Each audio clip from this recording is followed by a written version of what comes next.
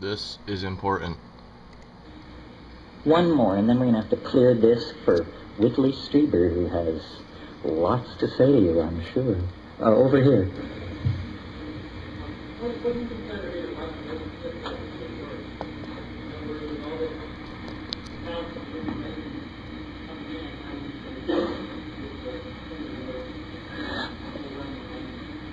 Well, I'm certainly a printhead, formed by it and formed by McLuhanism.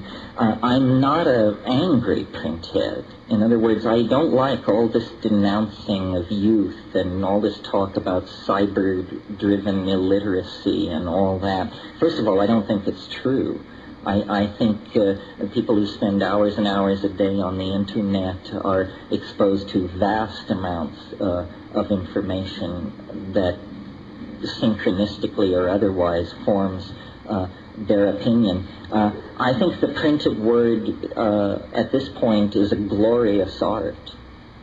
It's funny you should ask this question. Here it is, 1997. We have many things to celebrate this year in America, the mission to Mars, for example. But one thing we have to celebrate that probably hasn't been mentioned here today is American literature is alive and well.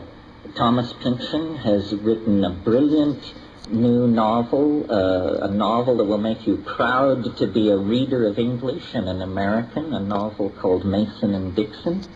Don DeLillo, a very different sort of writer, has written a brilliant end-of-the-century statement called Underworld.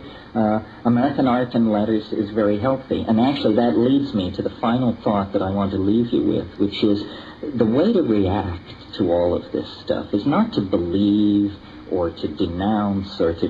The way to relate to what is happening to us is to produce art.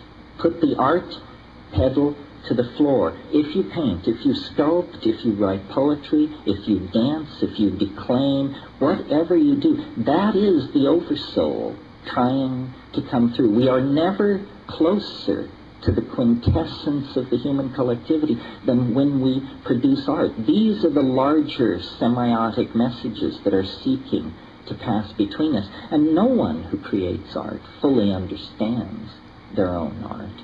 But if they create it out of honesty and from close to the bone, it can't fail to elevate. We don't have to understand what is happening to us to affirm our humanness and to contribute to the future that is unfolding.